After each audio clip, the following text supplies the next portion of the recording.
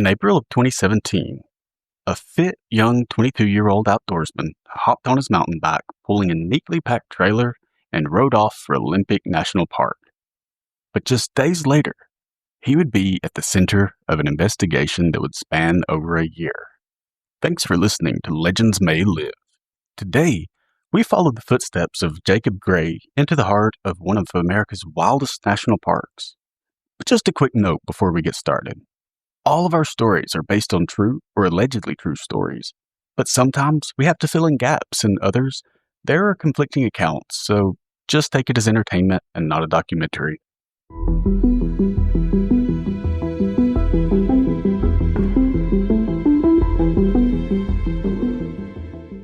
On Wednesday, April 5th, 2017, Jacob Gray hopped on his red mountain bike and pedaled away from civilization, pulling a small trailer along behind him. Jacob had grown up in Santa Cruz, California, a place where mountains met sea, and that really led to this deep love of nature. You'd usually find him out on his bike rather than in a car, and he just loved anything outdoors, surfing, hiking, exploring. But he also had this creative and introspective side. He was an avid journaler, often writing down thoughts about life, philosophy, and meaning. Jacob had worked a few different jobs over the years, mostly physical or outdoorsy ones, like landscaping, bike repair, and just the kind of work that allowed him to use his hands and stay outside. He really just was not the corporate type. But he also wasn't aimless. He was always striving for something, and even if he wasn't sure yet what that something was. He also loved to spend time with friends, and he kept close ties with his family, especially his dad. And he just enjoyed the simple pleasures, like coffee with friends, a good trail, a deep conversation. He wasn't a hermit or a recluse, but just someone a little quieter than most and maybe a little more sensitive to the noise of modern life. But lately, he had become more withdrawn, more focused on health and purity, both physically and spiritually. He stopped using electronics, and he only ate certain foods. He talked more and more about the natural world and the idea of returning to it. He read survivalist texts, became fascinated with spiritual awakenings, and this was really just becoming his passion. And all the while, Jacob really was an avid outdoorsman, and he frequently took solo trips in nature. And these were really casual weekend getaways. He was serious about self-sufficiency. He was very comfortable in solitude and building fires, purifying water, and finding his own food in the woods. But as much as he enjoyed all of his time outdoors, he wasn't reckless about it. He always made plans in advance, and he was just this careful and calculated sort of person. Then around late March, Jacob told his friends that he was planning another solo trip into the forest. He was going to the vast, fog-drenched wilderness of the Olympic Peninsula. And on April 5th, he set off from Port Townsend on his bike with his gear in the trailer behind him once again. He didn't bring a phone, and he didn't tell people exactly where he was going. To him, this time was a little different. It was about self-discovery more than relaxing time in nature. But what he did have in his trailer were the essentials. He had a wool blanket, a water jug, a small pot, a knife, a few tools, some dried food, and a tent that he had never unfolded. He was heading into the Olympic National Park, and this was one of the more remote and unpredictable wilderness zones in the Pacific Northwest. It spread out over nearly 1 million acres of just rugged terrain filled with mountains, rivers, and thick canopy. So when he got to the forest, he followed the winding trail along Sulduk Hot Springs Road. It was this stretch of narrow, tree-lined pavement that just cuts through the deep green wilderness, and few people saw him, fewer still even noticed, and that was just the way he liked it. He passed trailheads, pull-offs, campgrounds that were mostly empty this time of year, and the deeper he went, the quieter the world became. And Jacob just welcomed the silence with open arms. He never checked in with rangers, and he never signed his name in the logbook. There were no posted itineraries and no base camp, just trees and whatever was waiting inside them. And to him, this was just pure freedom. But for all the freedom, the last time anyone reported seeing Jacob was on that road still pedaling his bike. But he never made it to his destination, or at least not with his gear. Because the next morning, April 6th, 2017, A park ranger was doing a routine patrol near Solduke Hot Springs Road. And on this part of the stretch, it cuts between the rivers and the trees, and it was just this nice scenic route that was really popular with campers in the summer. But in early spring, it's just cold and damp and usually void of any campers. But the ranger slows down when he sees something strange off the side of the road, and he gets closer and he can tell that it's this red mountain bike with a small trailer attached to the back. So he pulls over and steps out to take a look at everything, and it's just really clean. It's like it's been parked with care, and all the equipment is still neatly arranged inside the trailer. So, he thinks that whoever this belongs to must have just stepped away for a minute, but there were no footprints, so he couldn't tell which direction they went. And he stands there for a minute, studying the bike, and just something felt wrong about it. So the ranger decided to keep an eye on it and check back when he made his way back through. But hours pass and no one comes back. And then a full day. So finally the ranger decides that, something is definitely wrong. And so he calls it in. And it doesn't take long before someone finds the name attached to the gear. And that, of course, was Jacob Gray, 22-year-old solo cyclist with no emergency contact and no cell phone. So at first they think that maybe he wandered off to explore and just injured himself nearby, and that's why he hasn't come back for his bike. But a quick search of the area turns up nothing. Searchers are looking for any clues. They look for broken branches, drag marks, personal items, footprints. They're looking for anything and everything, but there is no trace of Jacob. And this was really confusing because as they searched, the ground is wet and soft from a recent rain, and it really should have held a trail, but it's like he just vanished right there on the edge of the road. So as the search continues, the efforts continue to grow, and search and rescue crews are deployed into the area, and they bring canine units, drones, helicopters, volunteers, rangers, and even divers are brought to the area to check the rivers. And they scour Solduke Road and every nearby trail. They comb the dense underbrush, they climb ridge lines, they drop into ravines. They look everywhere they can possibly think to search, but still they come up empty-handed. There isn't even a single scent trail for the canine units. There is quite literally not a single clue to tell them what direction he went. And that is really where things just start to feel wrong. Because this is a grown man, athletic, prepared, carrying gear, who somehow managed to leave zero trace of his direction in a place where it's next to impossible to walk without leaving tracks. But without a doubt, Jacob was out there somewhere. Maybe alive and well, maybe injured, possibly already gone. But why did he leave his equipment? And every ranger and every rescuer and every bloodhound came back with the same unsettling report. They found nothing.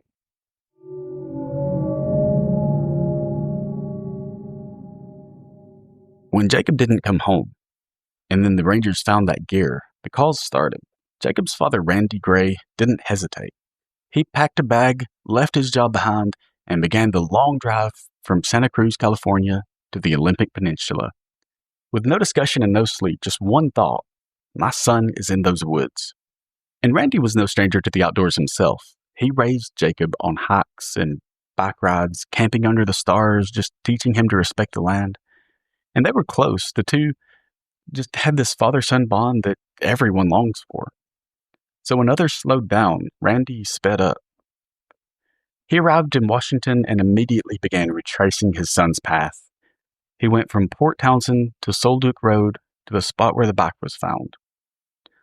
And when he got there, he stood beside the trailer just staring, not at all the items inside, but at the trees behind them, the dense, unyielding wall of green that had swallowed Jacob whole. He didn't panic. Instead, he just took a deep breath and stepped forward. He quickly set up his own camp and then got up and went off to search for his son. As he went from one ranger station to the next, and as he passed the few other hikers on the various trails, he would call to anyone who would listen. And he would ask if they had seen Jacob and give them a flyer with Jacob's picture on it. He told reporters, "I don't care if it takes a month or a year. I'll find him. I will find my son." And that was just the beginning, because the more time Randy spent in those woods, the more he began to wonder what Jacob was really doing out there, and what or who might have met him first. Days turned into weeks, and the official search was slowing down. Resources were dwindling and calls unanswered. Momentum was just fading at this point. But not for Randy. He didn't leave, and he wouldn't leave. Instead, he went deeper. He started living in the forest, sleeping in a tent, placing trailheads, creating his own maps. He spoke with hikers, fishermen, loggers, really just anyone who might have seen something, even if it didn't make sense. He started keeping a journal, and he had just these pages filled with clues, sightings, and even dreams. To Randy, this wasn't a rescue operation. It wasn't even a search. This was a mission. Something was driving him now. It wasn't just love, it was something else, something that felt wrong. Randy started hearing stories, and not from the park rangers, but from locals. And there were just these whisperings of feral people in the woods. Just these people who were in groups that lived off grid, and there were even rumors of strange lights and people going missing, then turning up in different, very different locations, or just not at all. One local told him about a silent man spotted near the river, just watching. Another spoke of a cave deep in the park, said to be sacred or cursed. The woods have rules, they said. You just don't always know that you've broken them. Randy, desperate for answers, began reaching out to psychics. He asked them to describe the area. He gave them maps. Some claimed Jacob was still alive. Some said he was being held. One even claimed that Jacob had chosen to go where most wouldn't, that he was, quote, closer to the other side. Randy didn't dismiss it because at this point, really nothing else made any sense either. So he began to ask different questions. Did Jacob go into the woods to disappear on purpose? Was he searching for something spiritual and just stepped too far somehow? Or was he taken by someone or something? He no longer trusted search crews, and really at this point he believed this wasn't a standard missing persons case anyway. He said so publicly. He said, "They don't know what's in these woods, but I think Jacob did." Then, on August 10th, 2018, just over a year and 4 months after Jacob's disappearance, a solo mountaineer was making his way through a remote area of Olympic National Park. He was up on a steep, isolated ridge near Hoh River drainage, just miles away from where the bike was found and hundreds of feet higher in elevation. But the hiker noticed some faded clothing under the underbrush. And as he got closer, it became clear that there was an unmistakable outline of what had once been a body, left to the elements for over a year. He leapt back. This was the last thing he ever expected to find. But right away, he knew that he had to call someone. He made his way back through the trails, trying to find a cell signal, being careful to not lose track of where the body was. And as soon as he got signal, he called the park services, and rangers came immediately. They got to the scene pretty quick, and they carefully examined the site and the remains, and quietly they confirmed it. Jacob Gray was dead. The remains were his. The official report stated that no foul play was suspected. There were no obvious signs of trauma like broken bones, but with the body so far deteriorated, it was really impossible to determine much else. And shockingly, no predators had scattered his remains, so it really just looked like he had laid down and stayed undisturbed since then. It was just bones wearing this still intact wool and fleece clothing and worn boots. But what really shocked investigators wasn't so much the condition of the body, but the location. Because where Jacob was found wasn't on a trail at all. It wasn't near a river or even in the logical direction from where his gear had been discovered. He was in this steep, rugged, and overgrown area, and this really was a place that nobody just accidentally climbs. Like, if you were going to climb it, you wouldn't do it without food, water, or shelter, because if you got lost or injured somehow and you knew the woods, this is so difficult of a climb and just so out of the way to get to that you're not going up there without supplies because you're far from fresh water and hunting would be nearly impossible, or at least highly impractical. And so if he was lost, why go up there? And if he was trying to set up in a remote spot or even just survive, why did he leave everything he brought with him, all of his supplies? Why did he leave those behind? So now Jacob had been found, but no one felt closure. Because this place where his body was discovered, it just didn't make sense to anyone. He was nearly 11 miles from where his bike and trailer were left, and the terrain was uphill, off trail, just brutal, dense forest, steep climbs, ankle twisting rocks, biting cold at night, and he didn't carry food with him or a tent. There was no fire, no signal, and really just no sign at all that he had even tried to survive. All of the gear that could have saved his life, it was left by the road neatly and just apparently intentionally.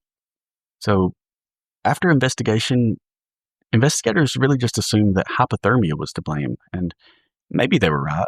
Maybe he miscalculated and the journey overtook him, but really there was no evidence of a desperate struggle that almost always comes before hypothermia. There was no shelter attempt, no broken limbs from stumbling or falling, no blood trail, and really often before death, when someone's suffering from hypothermia, they actually start to feel hot, and they're disoriented and confused, so they just start peeling layers off, taking off shoes, throwing down jackets and shirts, just trying to cool off, and somehow just not grasping that they're freezing to death and need to warm up. But Jacob wasn't missing a single layer. It was like he just walked and climbed for 11 miles through this rugged, terribly difficult terrain, then just laid down and patiently waited for death. The questions now weren't just what happened to Jacob, it was also why did he abandon everything? And was he searching for something up there? Or more disturbingly, was he running from something? When the body was returned, Randy Gray, his father, received the news that he had both dreaded and longed for. The search was over. But the question had only increased. Randy later said that he believed that Jacob went into the wild for a reason, and that maybe in some way he had found what he was looking for, or maybe the forest just kept him. Some believe that Jacob experienced a mental health crisis, that he entered the woods on a mission of self-discovery, but something inside of him just snapped, and he was possibly manic or just delusional. They think that he may have believed he needed to go uphill into just the most remote areas just to escape something that he had imagined or something that he faced internally. Others say Jacob wasn't running from anything but moving towards something, a sort of a modern-day vision quest, stripping away comfort, shedding the modern world, seeking answers from nature or something beyond it. They think that maybe he had become deeply interested in shaman practices, just meditation and just ritual purification, and wanted to live simply and honestly. What if he wasn't trying to survive in the woods, but instead searching for something like enlightenment? Then there are others who believe that Jacob encountered something or someone in those woods. There are long-standing rumors of feral people living deep off the grid, as well as hidden spiritual cults. So they wonder if that, or even entities tied to ancient native stories like spirits or forest watchers, who are said to lure people deeper and deeper in the woods, are to blame. There were also Reddit theories and even a few anonymous reports that described strange figures in the trees, or hikers being watched at night by just these unmoving silhouettes, these silent figures, smiling men. The stories are both too strange to believe and yet too common to ignore. And then there's the strangest idea of them all. What if the woods are more than just woods? Some believe that certain places on Earth act like thin spots, or just these places where the veil between realities is weaker. Olympic has a long history of missing persons. Some vanish without a trace, others show up far from where they should have been. Some wonder if Jacob may have stumbled into one of these thin places. We may never know what Jacob saw in those last moments, but something drove him into the mountains. Something pulled him away from his gear and his path, and maybe that was himself. Maybe that was delusions. Who knows what it was, but Jacob Gray didn't become a household name, and there were no breaking news updates, Netflix specials, or front page headlines. Just a red bike, a father who wouldn't quit, and a quiet grave at the edge of the Olympic. He passed away the way that he lived, quiet, reserved, and in nature. And though he likely passed on his journey for his own answers, what he left behind was a trail of questions. That's it for today's episode of Legends May Live. If you enjoyed today's story, please remember to like, subscribe, and share it with a friend. Until next time, stay safe and be careful what trails you take. You never know who or what may be waiting for you, because legends may live.